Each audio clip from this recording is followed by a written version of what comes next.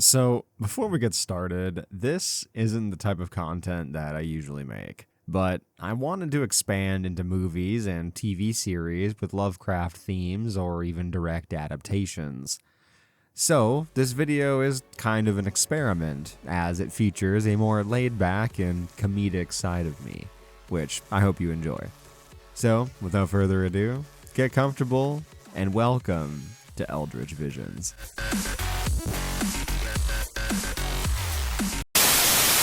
Alright, so we started this movie off with a bunch of studio logos, and honestly, it got me thinking that this movie's probably going to be bad, but I'm not going to give away my opinion of the movie within the first 30 seconds of the video. We are then greeted to a weird girl doing some weird ritual, but it turns out the weird ritual is actually a witch spell. We also get our first Easter egg of the film, which there's going to be several in the form of a Miskatonic University shirt on some random dude approaching the girl. We learn the girl's mother has cancer via a spell she's trying to cast, and honestly, I think this is a really interesting way to give exposition. Any trace of cancer from the body of Teresa Gardner. The man then scares the girl and her horse for literally no reason instead of calling out first like a complete jerk. The two introduce themselves as Ward and Lavinia. After this, there's a really awkward foot shot, and I don't really know why we needed this. I understand the tattoo helps us understand she's a witch and whatever, but like, just move it to her hand or something somewhere less creepy and weird. Ward then says, "Nice knowing you," instead of "nice meeting you," which is just fucking weird. Let's go. Nice knowing you. Come on. The horse is also, of course, named Comet because it's super ironic for reasons that will become very obvious later on. We are then treated with a nice panoramic shot of the farm and house with some background music straight out of Skyrim.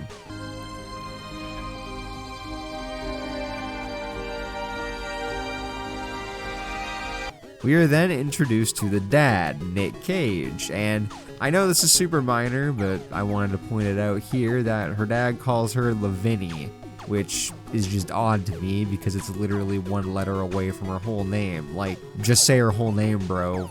We are also immediately introduced to the mother, as she overhears the dad telling Lavinia not to tell her about this. This is the first and last time Nick Cage will do some subpar father shit in this movie. This then prompts a very creepy response from the mom at first, but kind of transitions into a concerned mother, so it's chill, I guess. So basically in this movie, we have a family who has a farm in the outskirts of Arkham, just living day to day, enjoying what they can in life with a dad who is obsessed with his alpacas.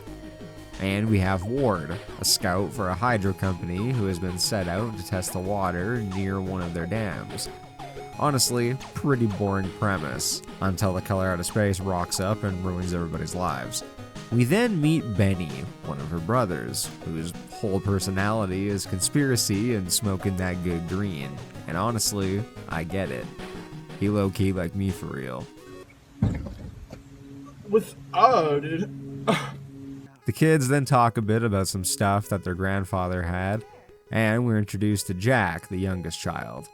Then, Lavinia just immediately throws their dad under the bus unprompted and tells Jack that their dad does acid. Not cool, Lavinia. We also get our first scene with the infamous well, which will become a lot more important as the movie progresses. I promise. The family, sans mom, all sit down for dinner, and Ben thanks the dad for cooking. Then Nick says no worries, and he loves his kids. To which Jack replies by saying he misses his mom's pancakes and nearly misses some rage from dad. Another common Nick Cage dad moment. We then find out that their mom is actually up in the attic grinding and making bags instead of having dinner with her lame-ass family. Lavinia roasts her dad for buying the alpacas, and there's this really weird awkwardness around the alpacas, which is never really explained.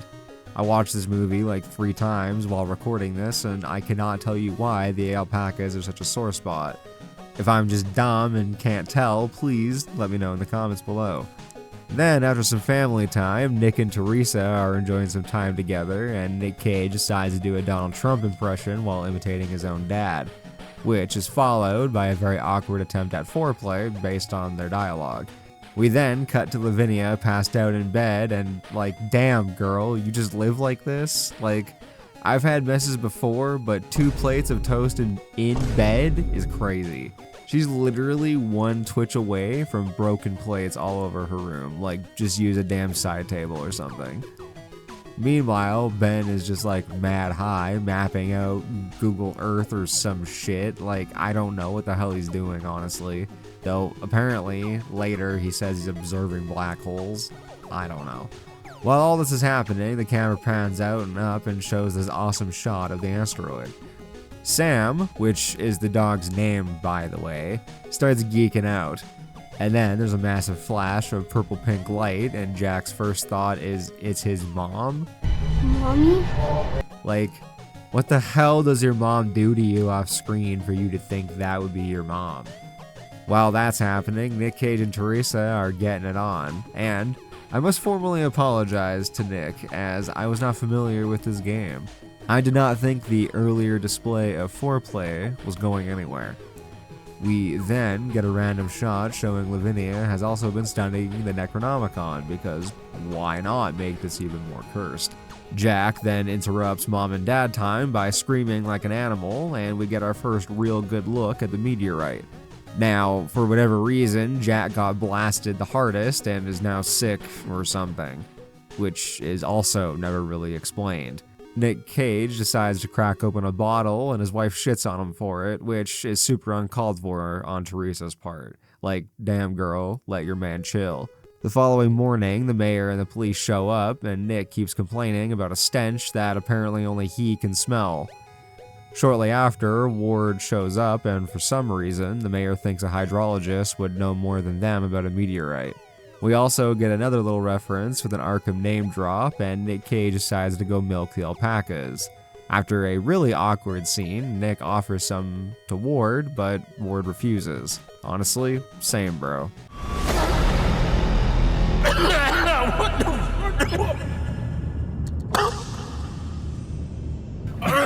Oh shit.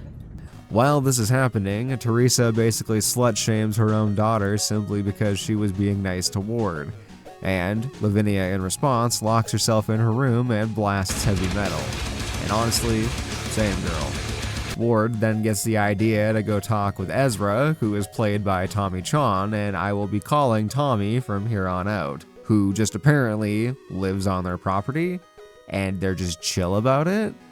Unfortunately, not long into the hang at Tommy's, a storm begins mid-sesh, and Lavinia heads outside to see a rock being struck repeatedly by lightning. And honestly, this would go hard in an EDM video.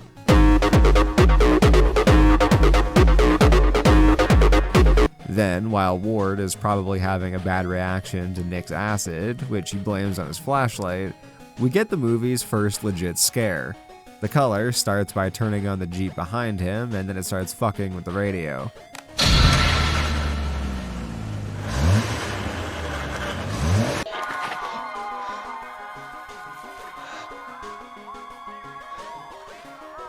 It then cuts to day, and we see the color entering the barn. And honestly, as the movie progresses, the color just becomes more and more of a damn menace. Which, by the way, the color is the name of the entity that arrived on the meteorite. Just so you know. Moving on. We get a shot of the now empty crater, and I think no one told Teresa what she was supposed to be looking at because she was not looking at the damn crater. Then, shortly after, they both notice a strange flower blooming around the well. We then get our nice third little Easter egg in the form of the Elder sign for the logo of the West Arkham News, while Nick goes off about his garbage hair during the interview, and his kids all laugh at him for it. He then calls Teresa out, but she decides to ignore him instead and starts furiously cutting a carrot. And I started getting nervous. Nick finally decides to send his youngest child, Jack, to go get his mom, and when he pulls on her sweater to get her attention, she cuts her fingers off and gets blood all over Jack, which has got to be PTSD-inducing. Teresa finally snaps back to reality. Oh, there goes gravity. Oh, there goes gravity. And Nick and her decide to go to the hospital.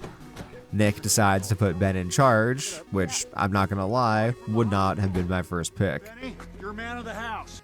Sorry, Benjamin, but just in the 30 minutes of knowing you, Lavinia already seems like she's got shit figured out way beyond you just getting baked and staring at black holes. He then immediately asks Lavinia what to do, which is just hilarious, and she rightfully shits on him before taking Jack and putting him to bed. The next morning, Lavinia comes out onto the porch and notices the alpacas are munching on the weird shit growing around the well. She calls out Ben to roast his ass for being too baked, and I'd agree with her if we hadn't seen my man Ben feeding them like 10 seconds ago. Then Jack decides it's time to start being the creepy kid in the horror movie, and whistling towards the well. Lavinia walks up to him and asks what's up, and he tells her to shut her ass up because the rock is talking to him. Shh, it's talking to me. And I think it's time we take Jack to the doctor, because no imaginary friend talks to you by whistling. And for some reason, she just gets up and leaves him there. As she's leaving though, she briefly gets drawn toward the well. As she tries to shake it off and go inside, she starts hearing whistling in a different pitch than Jack's. She then tries to call her dad, and we get this really cool effect with what sounds like her father yelling and screaming at her over the phone, but in reality, he is talking calmly to her. We then cut back to Jack, who hears the same whistling, and he walks over to it and peers inside the well. The camera pans down and we see an egg starting to crack open, and this fucking abomination crawls out of the well. The camera zooms in on it as it mean mugs Jack, and we see tentacles climbing out of its mouth, out of its tail as well, before it finally flies off.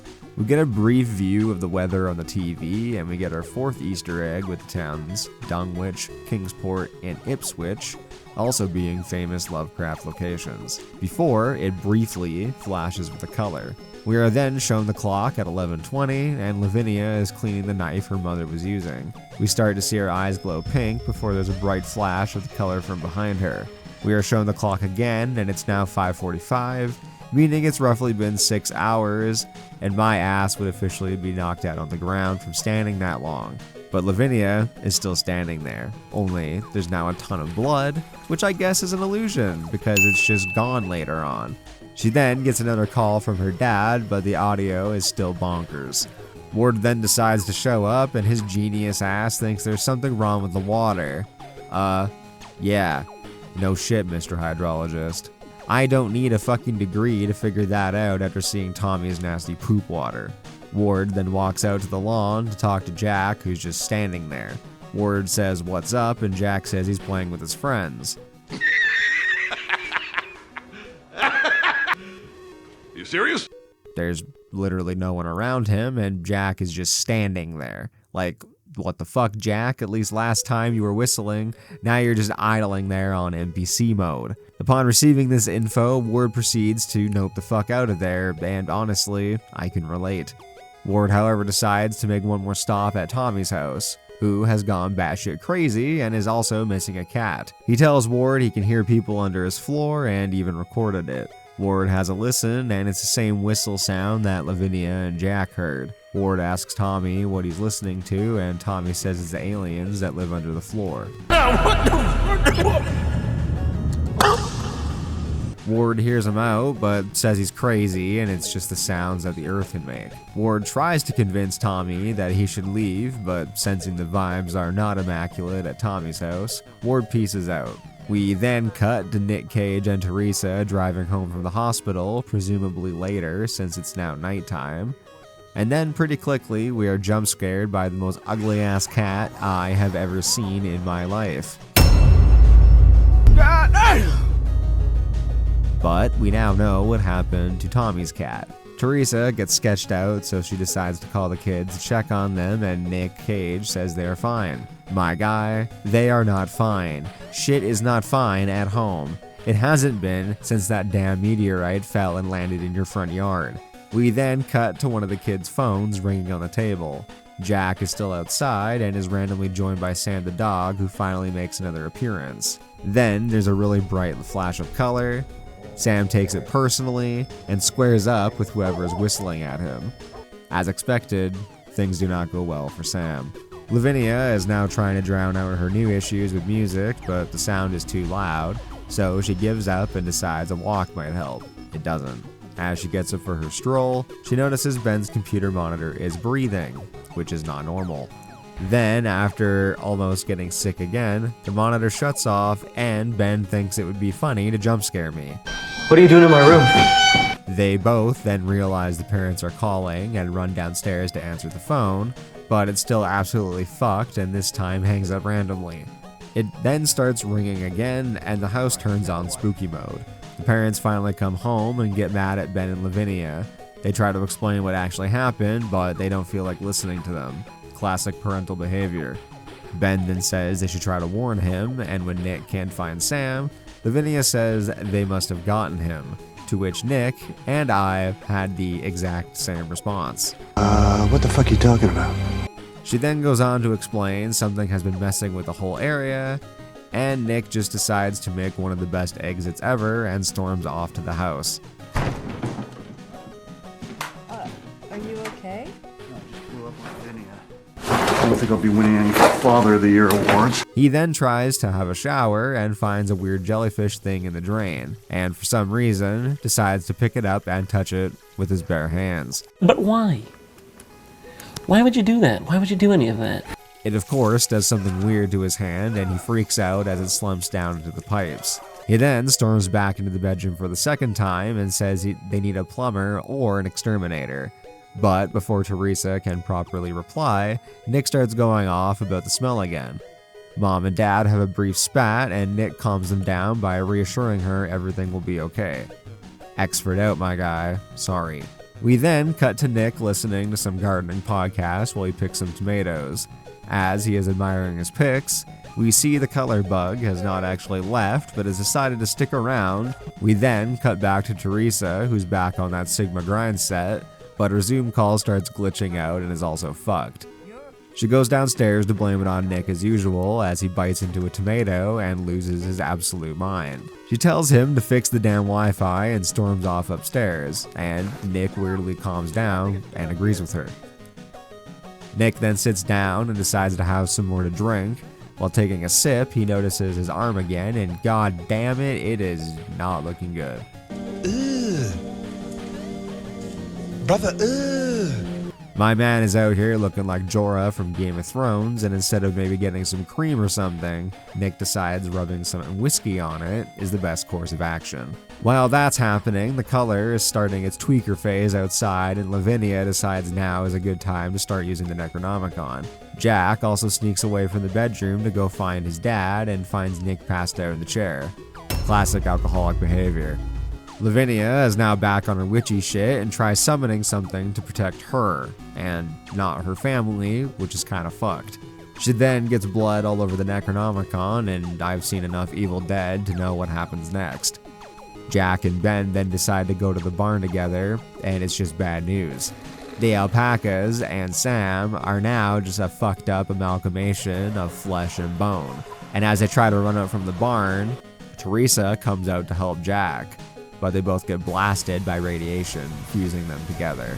What follows is probably one of the most fucked up body horror moments I have ever seen. Between the sounds that the mom makes and the actual visual of the two of them is absolutely disgusting, and I love it. Nick Cage then tries to get the car started after berating his son for not dialing 911 when the line is dead. But because this is a horror movie, the previously working car now won't start. After trying several times, he punches the steering wheel and calls it a cocksucker. And honestly, relatable. We then cut back to the rest of the family, and Lavinia tries to comfort her mom and brother, telling them it's okay. Girl, I'm sorry, but no, your mom and brother are cooked. There's no fixing this. Modern medicine cannot solve this. It's not happening. Seriously though, the body horror with the mom and the brother gets more and more fucked up, with her hair starting to melt off and her trying to reach for Lavinia. It really started to gross me out. However, at this point in the film, it only gets worse for the Gardner family. Ben realizes the sunlight is now burning them, so they decide to move the mom-son combo meal upstairs. And in the scene, I genuinely felt awful for them with the sounds both of them were making. Nick Cage then decides to go man-to-man with the color and picks up his boomstick. He heads outside of the barn, and we get a decent look at the alien/monster before he completely crashes out on it.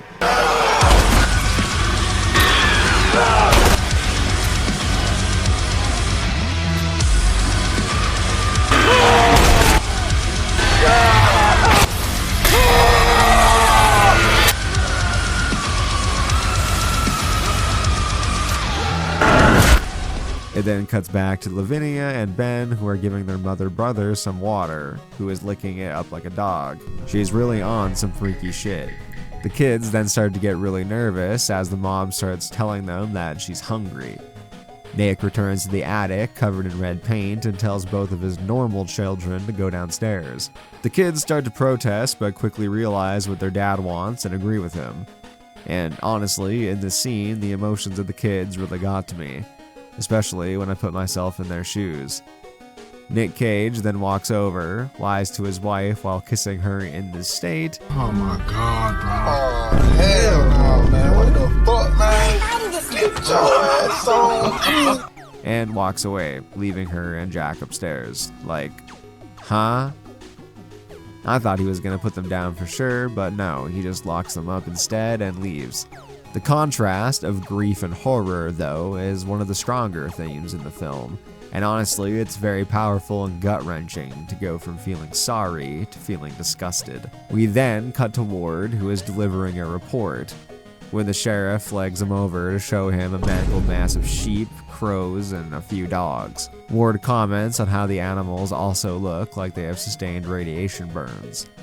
Now, while the scene seems redundant, since we just got the same shock value from the scene with Nick in the barn, its actual purpose is to subtly hint to the viewer that time is being affected by the color. Once we cut back to the barn, we see it's still nighttime. Ben and Lavinia decide to try and take Comet the horse out to town, but he too is tweaking from the color. Ben then thinks he can hear Sam for some reason, coming from the well, so his dumbass investigates and starts climbing down. Before he can climb back out, he gets sucked into another dimension. Rest in peace, Benjamin. You will be missed. I hope you are smoking fat doinks up in the afterlife. Nick then spawns in for a jump scare and grabs Lavinia. He then drags her all the way upstairs and apologizes for hurting her. So there's that, I guess. But almost immediately, he then sends her in with her mother-brother and tells Lavinia to feed them. But it's revealed they are completely gone and have already turned into some twisted monster. Ward and the sheriff finally arrive at the house and bang on the door, and Nick Cage answers immediately, calling Ward a taxologist instead of a hydrologist, and says they've been having a hard time with everything. He then invites them in and says Lavinia will be happy to see him, which we then cut to and see her mother is attempting to absorb her as well. Ward then asks Nick about his arms, and he says it's just a rash. Ward then asks where Teresa is, and Nick replies by saying she's right there. Right there.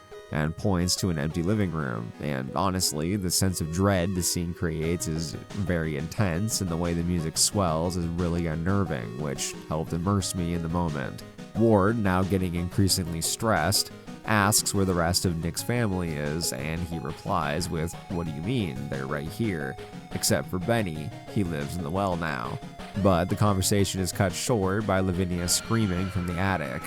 Ward and the sheriff sprint upstairs and bust open the door and are greeted by the creature the mother has turned into. Before either of them can really do anything, though, Nick Cage spawns in again and blasts the creature. Like, straight up executes this thing. He then looks briefly disturbed with what he's done, but then cheerfully exclaims, "They aren't his family." They're not my family. My man has officially gone off his rocker, but he still saves his daughter, and I gotta respect him for that. Ward then says he's going to save Lavinia, but spoiler alert, he's not. This is also the first time the color is actually mentioned by name. And yeah, just wanted to point that out. Nick Cage then aims his gun at the alien, but the sheriff chokes and thinks he's aiming at Ward, who then proceeds to put a cap in Nick's ass.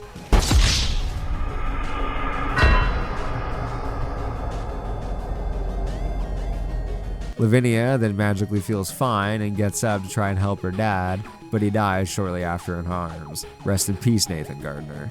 That's right, I do in fact know this character's name. There's then a scream in the distance, and Ward and the sheriff agree that it probably came from Tommy's house, so they decide to go check it out. Ward barely tries to get Lavinia to come with them, but she shuts it down anyway and says she's sold on staying at the house, as she exclaims in probably one of the creepier scenes of the film, I live here. Ward then says he'll come back for her, assuming she's just in shock and probably realizing he's better off without her, and runs off to meet the sheriff. They meet up at Tommy's house and he's cooked. His voice sounds extremely distorted and unnatural, and as they enter his shack, they find his petrified corpse, with the tape recorder playing back a recording he made. And I just want to say, the makeup on Tommy Chong here, assuming it's not just a dummy that looks like him, is pretty sick. Ward starts to notice shit is hitting the fan outside, and he tells the sheriff they need to leave, just as Tommy's head starts turning into a neutron bomb for some reason. As they leave, the sheriff randomly gets yoinked by a living tree, firing off a shot and almost doming Ward. Ward realizes what happened and nopes out of there yet again before also getting grabbed. He runs all the way back to the house, and it's not looking like Earth anymore. There's a bunch of new alien flora growing in the woods around the Gardner house, and as he approaches the well, he finds Lavinia staring into it.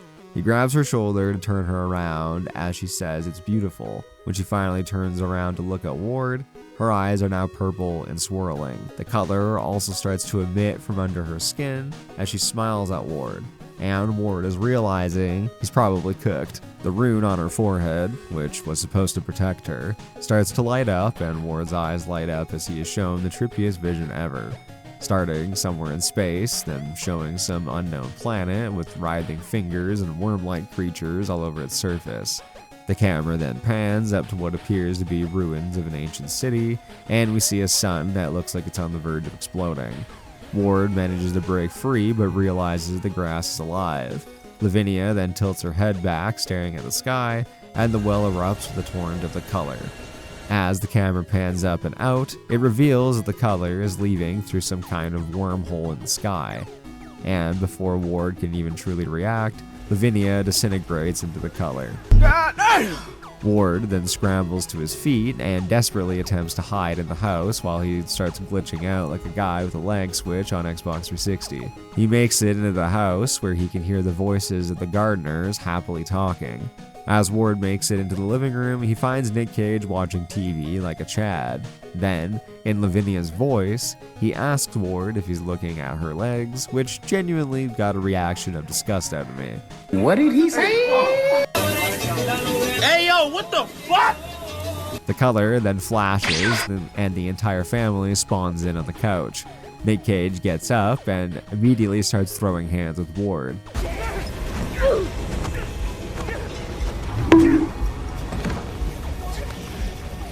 They both get in a good few hits, but Ward isn't trying to get fused together with Nick Cage like Teresa and Jack, so he claps Nick in the head and he hides in the basement. This makes Nick Cage angry, so he starts banging on the door like he's Donkey Kong.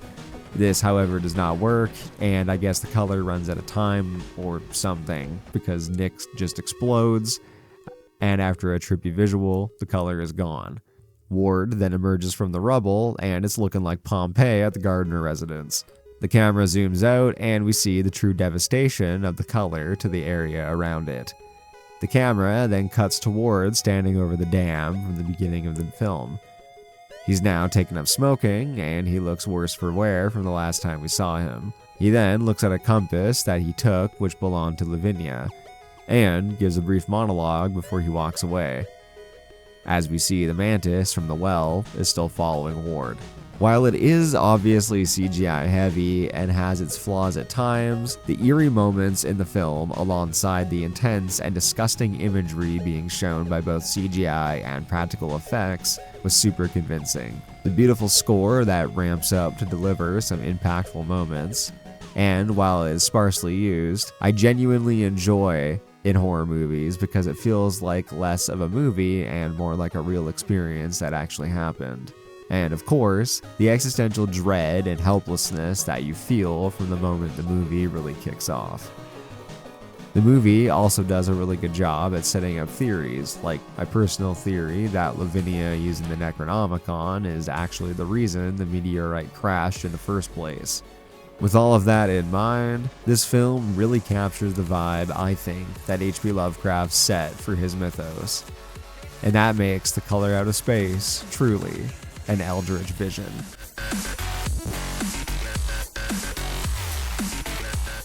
Thank you all so much for watching.